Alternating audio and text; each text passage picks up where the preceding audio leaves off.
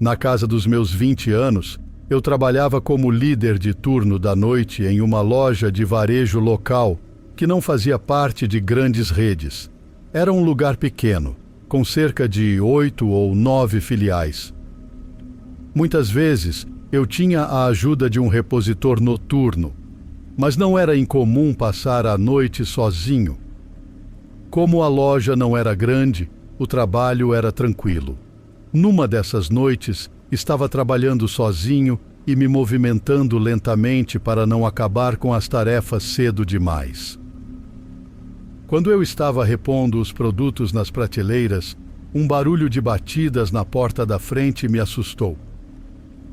Demorei a perceber o que era, pois estava distraído. Ao ouvir as batidas novamente, fiquei confuso. Caminhei até a frente da loja e vi um homem encapuzado do lado de fora. Avisei que a loja estava fechada e só abriria às 8 horas. O homem me encarou, mas não falou nada. Insisti que estávamos fechados e ele acabou indo embora. Achei estranho, mas pensei que ele poderia estar no lugar errado. Voltei ao trabalho, esquecendo-me do homem, até que, por volta das 2 da manhã, fui fazer minha pausa para comer. Após meia hora, retornei ao trabalho e, enquanto caminhava de volta ao corredor onde estava, vi um homem passando pelo outro extremo. Ele parecia não ter me notado e se dirigiu para o lado do prédio de onde eu tinha vindo. Escondi-me atrás das prateleiras ao ouvir seus passos em direção à sala de descanso. Quando ouvi o homem saindo apressadamente da sala, decidi correr para pedir ajuda. Mas então o ouvi correndo atrás de mim. Desesperado, corri para a porta da frente, tentando abrir com as chaves trêmulas. Quando finalmente consegui e saí, vi um clarão e ouvi um estampido ensurdecedor. Um tiro. Sem saber onde a bala tinha acertado, corri para o meu carro e me escondi no banco traseiro, ligando para a polícia. O homem não me seguiu para fora e já tinha desaparecido quando a polícia chegou. Eles descobriram que a porta dos fundos estava arrombada e encontraram ferramentas pesadas ao lado dela. O mais assustador foi o buraco feito pelo tiro ao lado da porta da frente. A polícia acreditava que o homem tinha tido um surto psicótico, sem motivo específico para me atacar, além de eu estar sozinho. Apesar de não trabalhar mais lá, fiquei bastante abalado por anos, sempre em alerta durante as noites seguintes ao incidente.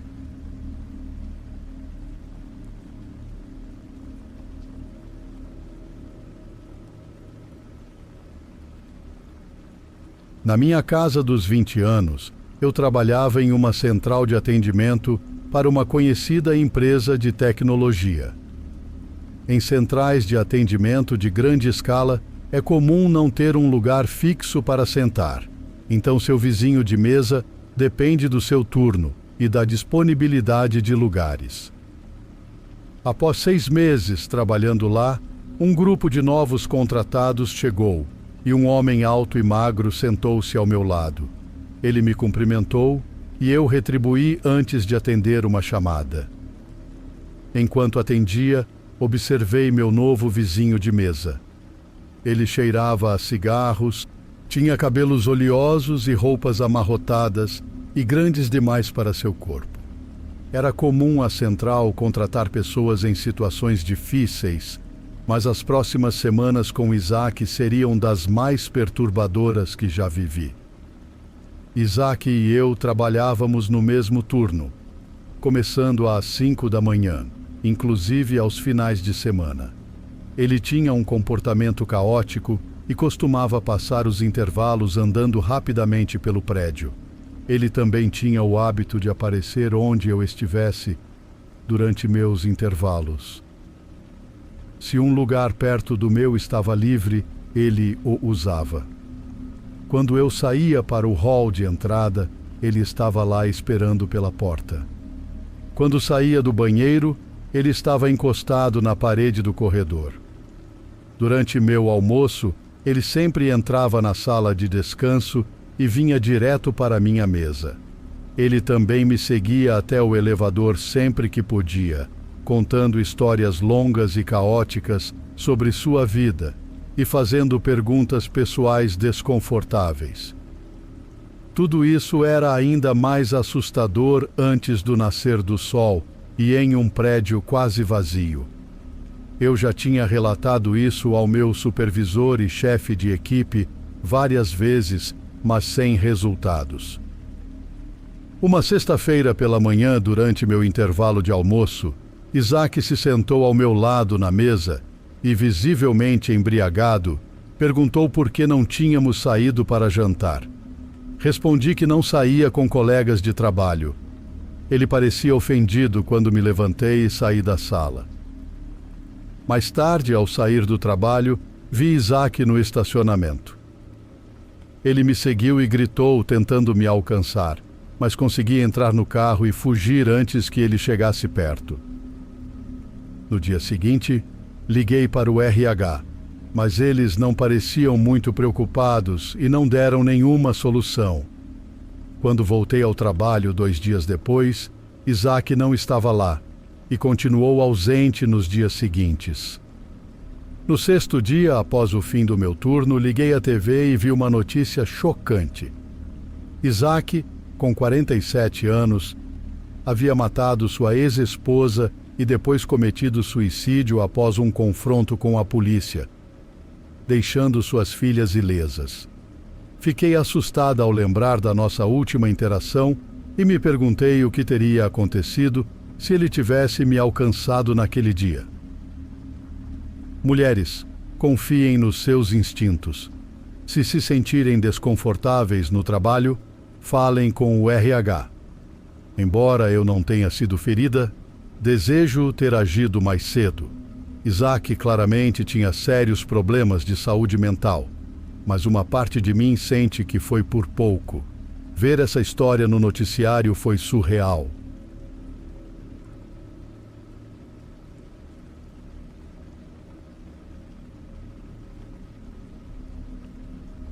Era uma noite chuvosa quando cheguei ao estacionamento do posto de gasolina onde trabalhava no turno da madrugada, das 11 às 7. Já estava nesse emprego há alguns meses. Embora não gostasse muito do trabalho, encontrar outra vaga era complicado, e devido a algumas circunstâncias pessoais, os turnos noturnos eram os mais adequados para mim. Entrava cansado todas as noites e lutava para aguentar cada plantão. Estacionei em frente ao prédio, ao lado do único outro carro no estacionamento, que era do meu colega de trabalho. Entrei, assumi o turno e poucos minutos depois fiquei sozinho pelo resto da noite. Meu gerente havia deixado uma lista de tarefas a fazer, mas, ao lê-la, percebi que não eram muitas. Calculei que levaria cerca de 1 hora para completar tudo. Então adiei ao máximo para evitar o sono. Enquanto estava sentado atrás do balcão, por volta da meia-noite, um carro entrou no posto. Vi um Gol antigo estacionar perto de uma das bombas. Apesar de estar chovendo muito forte e a maioria das pessoas evitar dirigir, era normal receber alguns clientes de vez em quando. Voltei para o meu celular e fiquei assistindo vídeos, sem prestar muita atenção. Uns 10 minutos depois, olhei de novo e o Gol ainda estava lá, aparentemente abandonado ao lado da bomba. Levantei e me aproximei da janela olhando para os lados do prédio, mas não vi ninguém do lado de fora. Se a pessoa estivesse no carro há tanto tempo com ele desligado, deveria estar doido. Estava chovendo, ventando e frio. Então comecei a ficar preocupado. Fiquei atento por mais alguns minutos, esperando ver algum movimento ou alguém voltar para o carro, mas nada aconteceu. Decidi colocar meu casaco e ir lá fora. Apressadamente, fui até o carro e olhei ao redor. Depois colei o rosto na janela, tentando ver dentro. Olá, alguém aí? Só checando se você está bem, gritei. Mas pelo que pude ver, não havia ninguém. Não estava fácil enxergar, então alguém poderia estar lá, mas eu estava quase certo de que não havia ninguém. Confuso, dei um passo para trás e olhei ao redor do estacionamento vazio do posto de gasolina, antes de começar a voltar. Quando tirei os olhos do carro e comecei a olhar para o chão, notei pegadas de barro indo em direção ao prédio, não exatamente para a frente, mas meio que para o lado.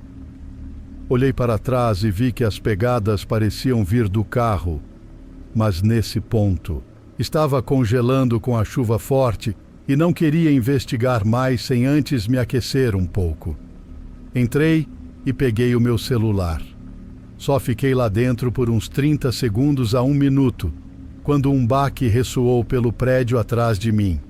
Virei rapidamente, sem ver nada, então contornei o balcão e fui em direção aos fundos. No chão havia poças de água suja.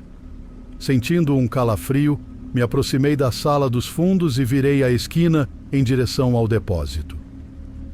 Lá, no escuro atrás de uma das prateleiras, pude ver a silhueta de uma figura. Era um homem alto, de ombros largos e com uma barba grande e mal feita, olhando diretamente para mim. Meu coração parou por um momento, mas após o choque inicial, minha reação foi simplesmente voltar para o balcão. Não sei porquê. Talvez estivesse chocado demais para reagir apropriadamente. Depois de encarar a porta do depósito por um tempo que nem consigo lembrar, peguei silenciosamente o telefone da loja e liguei para a polícia, sussurrando por ajuda. Então, suportei os 10 minutos mais angustiantes da minha vida enquanto esperava. Durante esse tempo, não ouvi e nem vi nada, o que, honestamente, aumentava meu medo. Por alguma razão, o homem nunca saiu para me confrontar. Quando 2 policiais finalmente chegaram e entraram, eu lhes disse baixinho onde o homem estava. Eles revistaram o quarto enquanto eu ficava na frente, mas fiquei chocado quando voltaram sem ninguém. O homem havia sumido. Havia pegadas de sapatos molhados ao redor da porta dos fundos. E do lado de fora, marcas de barro indo direto para longe do posto de gasolina, entrando no campo escuro e vazio que se estendia por quilômetros. Obviamente, ninguém poderia procurar ali à noite, mas mesmo quando o fizeram nos dias seguintes, não encontraram nada. O campo era enorme. Ele poderia ter ido para qualquer lugar, mas estava tão frio e ventava tanto naquela noite que eu quase tinha certeza de que encontrariam um corpo. O Gol foi levado para, esperançosamente, obter mais informações. Mas por algum motivo não conseguiram encontrar nenhum histórico de propriedade, deixando-nos apenas com o que sabíamos daquela noite. Quem era o homem, o que ele estava fazendo e onde ele está agora permanecem um mistério.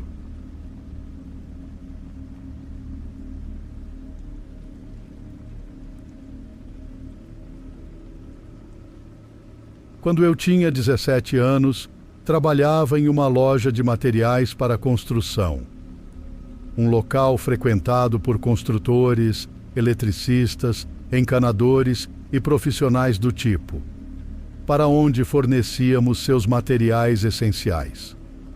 Logo que comecei, conheci um cara que vou chamar de Roberto para preservar sua privacidade.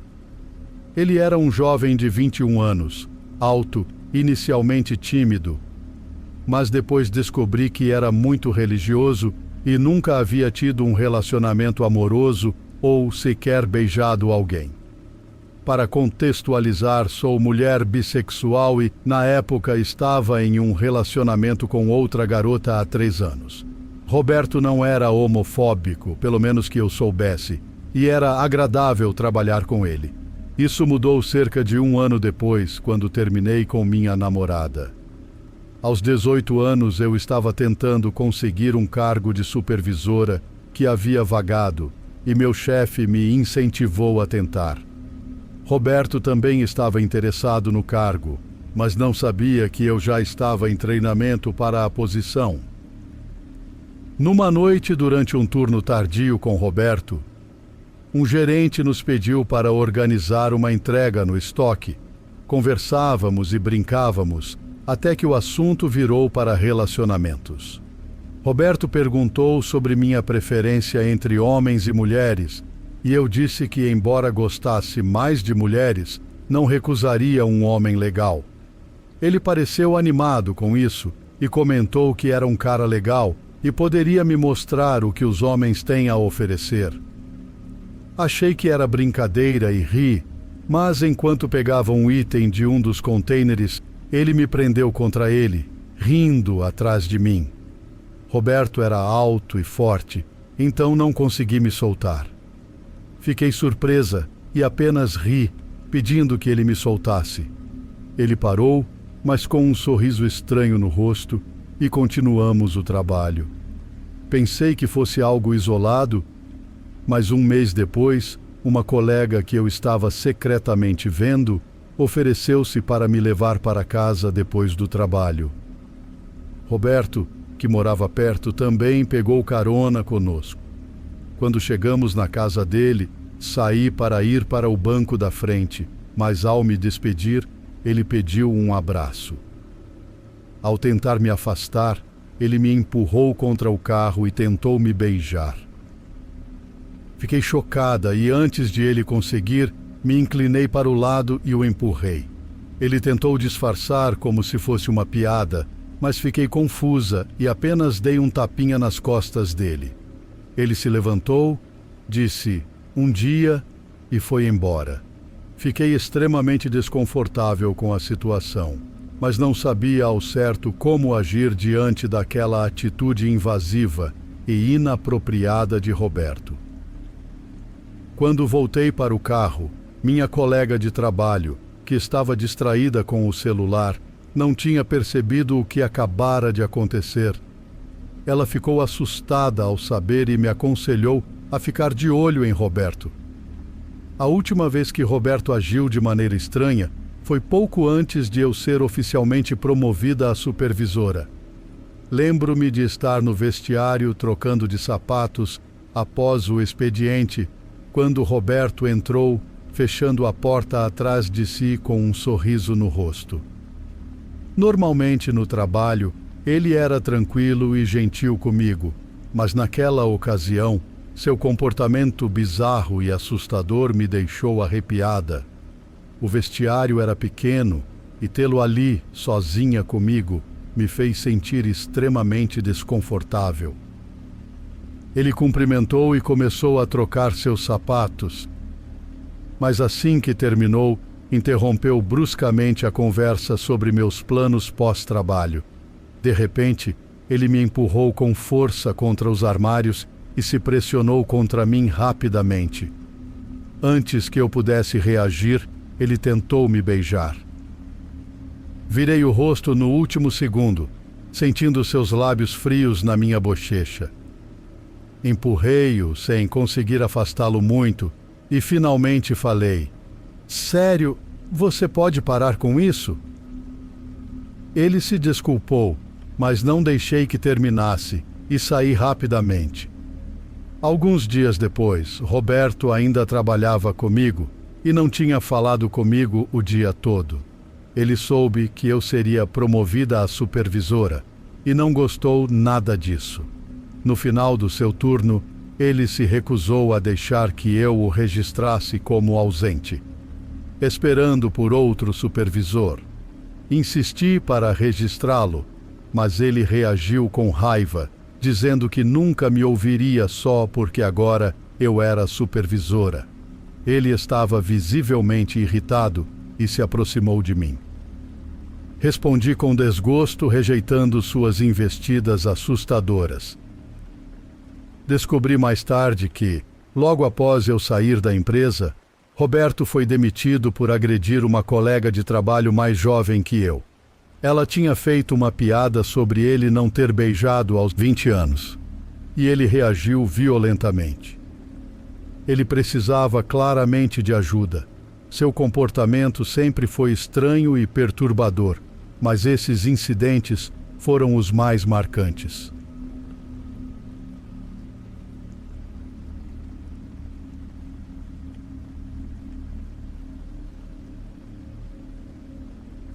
Enquanto estava na faculdade, trabalhava no turno da noite em uma casa de repouso, meio período.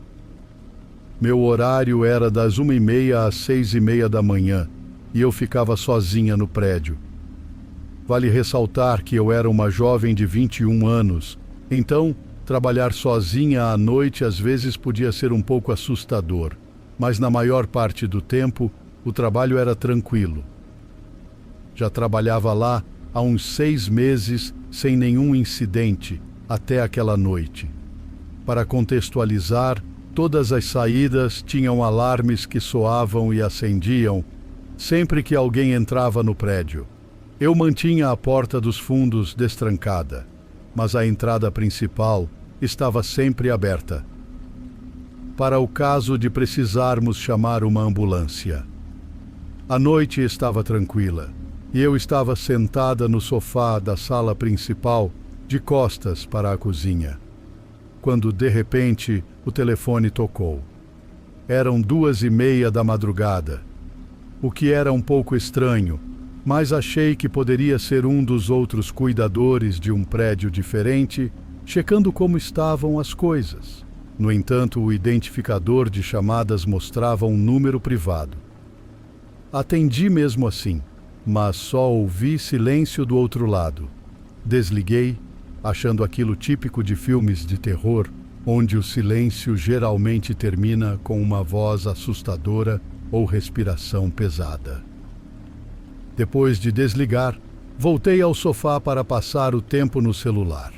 Pouco tempo depois, comecei a ouvir um som de assobio vindo da cozinha.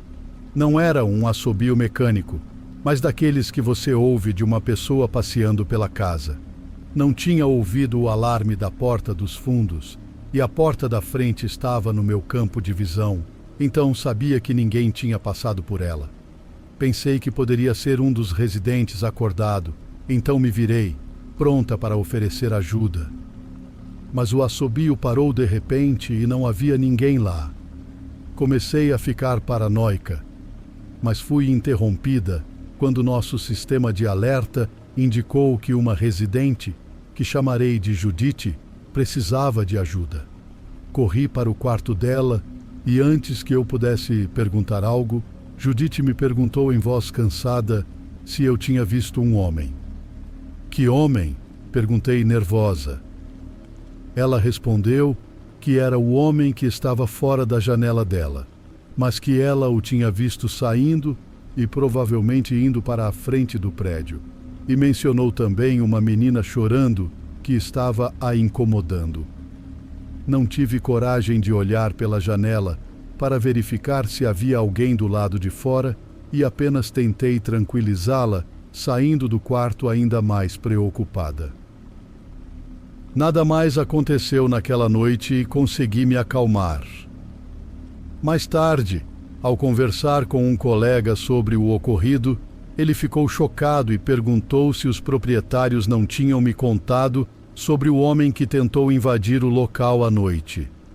Aparentemente, um homem tentou repetidamente invadir a casa de repouso à noite e ninguém me avisou quando peguei o emprego. Não acho que isso explique o que aconteceu naquela noite, já que nenhum alarme foi acionado. Depois desse incidente, não trabalhei mais no turno da noite por muito tempo.